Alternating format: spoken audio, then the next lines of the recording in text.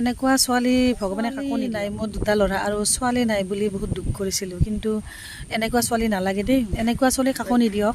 কথাটো এনেকুৱা হ'ল মানে মোৰ ল'ৰাটোৰ বয়সৰে একে স্কুলৰ, মানে মই আছোঁ এতিয়া এইফালে আজাৰাত, গুৱাহাটীৰ আজাৰা। গতিকে আমাৰ কাষৰে এখন মানে ইংলিছ মানে কনভেন্ট স্কুল এখনৰ ষ্টুডেণ্ট এটা, মানে ইয়াৰ বয়সৰে হয়, একে ক্লাছৰে আছিলে, ক্লাছ 7ত, মানে 12 বছৰ বয়সত।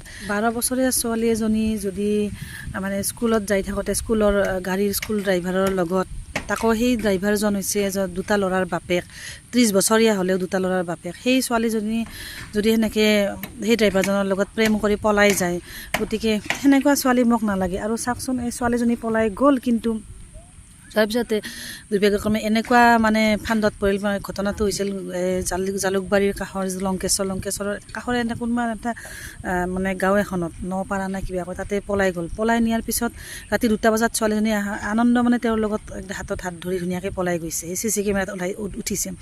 আৰু তাৰপিছত গৈ পেলাই যদি তেওঁলোকে কি বেপাকত পৰিল নাজানো, দুয়োটাৰ মানে মৃত শৰীৰ 3 দিন পিছত গুৱাহাটীৰ আমাৰ ইয়াতে ধাৰাপুৰৰ কাষৰ যি গাড়ীগাঁও নদীৰ ঘাট আছে, ব্ৰহ্মপুত্ৰ নদীৰ ঘাট, এই ঘাটত তিনিওটাৰে বডি পালে। গতিকে ভাবকচোন, এটা ঘৰৰ মানে দুয়োটাৰে বডি পাইছে, ল'ৰা আৰু এই ড্ৰাইভাৰজনৰ আৰু ছোৱালীজনীৰ। গতিকে 12 বছৰীয়া ছোৱালীজনীয়ে চাচোন এনেকুৱা মাৰাত্মক কাম কৰিব পাৰে। তেওঁ দেউতাক ঢুকাইছে, দেউতাক ঢুকোৱা এজনী মা, দেউতাকে ঢুকাইছে সৰুতে, আৰু সেই মাকজনী বহুত চিম্পুল, বহুত সহজ। মাকজনীয়ে কিমান কষ্টৰে তাক ডাঙৰ কৰিছে, সেই অভাৱ অভিযোগেৰে কনভেন্ট স্কুল এখনত পঢ়াইছে, গাড়ী ভাড়া দিছে, কিন্তু দি পেলাই যদি এনেকুৱা অৱস্থা, সেই ছোৱালীজনীৰ মাকৰ প্ৰতি অকণো সহানুভূতি নাই, ঘৰখনৰ প্ৰতি অকণো দায়বদ্ধতা নাই, সেনেকুৱা ছোৱালী মোক নালাগে। মই ভাবিছিলোঁ সেইখন স্কুলতে যেতিয়া মোৰ ল'ৰাটো পঢ়িছিল, তেতিয়া ভাবিছিলোঁ এজনী মহিলাই তেওঁ মানে দুজনী ছোৱালীক পঢ়িছে একেলগে, এটা মোৰ ল'ৰাৰ লগত আৰু এটা সৰু ল'ৰাৰ লগত। গতিকে সেই মাকজনীয়ে যেতিয়া স্কুললৈ আহে, ছোৱালীজনীক গাড়ীত দিছে, ভেনত দিছে, তথাপিতো মাকজনী সদায় আহে আৰু সদায় যায়, ভেনতে যায়। তেতিয়া মই ভাবিছিলোঁ এই মাইকীজনীৰ কাম নাই নেকি, কাৰণ ইমান ব্যস্ততা, মানুহৰ ঘৰত ইমান কাম, তথাপিতো মাইকীজনী ছোৱালীৰ লগত যে এনেকৈ আহে, এনেকৈ যায়।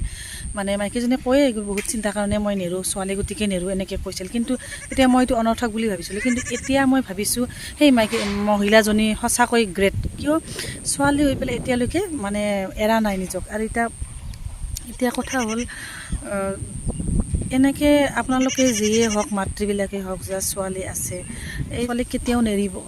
গাড়ীত দিলেও সদায় সচেতন হৈ থাকক, আৰু সেইটো কাৰণ ছোৱালী কেতিয়া মন বদলি যায়, কেতিয়া কি কিনে দুষ্ট চক্ৰত পৰে, কি কৰে গম নাপায়। গতিকে সঁচাই ছোৱালী হ'লে যিমান মৰমীয়াল সিমান মানে জটিলতাও। গতিকে সেই কৰক। আৰু বেয়া লাগে যেতিয়া আমি নিজে এজনী ছোৱালী, আমি যেতিয়া মাৰ ইমান দুখ সুখ বুজি পেলাই আমি নিজে চলিছিলোঁ, তেনেস্থলত এজনী ছোৱালী 12 বছৰ বয়সতে এনেকৈ পলাই গৈ নিজৰ জীৱনটো ধ্বংস কৰিলে। গতিকে ভাবকচোন কেনেকুৱা এটা ইমান দুখজনক কথা, আৰু সমাজৰ কাৰণে বেয়া কথা। আজি উঠি অহা চামত কি হৈছে, তেওঁলোকে মানে কি বয়স নাচায়, দুটা সন্তানৰ বাপেক, 30 বছৰ, সি চঞ্চল আছিল ড্ৰাইভাৰজন, কিন্তু চঞ্চল থাকিলেও এটা লিমিটেশ্যনছ থাকিব লাগে, য'ত নেকি এজন 12 বছৰ ছোৱালী এজনীয়ে মানে এনেকৈ যদি পলাই গুচি যায়, কেনেকুৱা লাগিব হয়তো।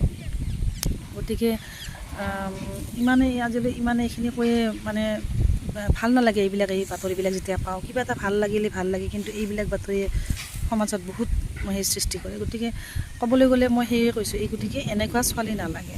এনেকুৱা ছোৱালী ভগৱানে কাকো নিদিয়ক, যিয়ে নিজৰ ঘৰখনৰ অৱস্থাৰ কথা নুবুজে আৰু ঘৰখনৰ কথা নুবুজে। আজিলৈ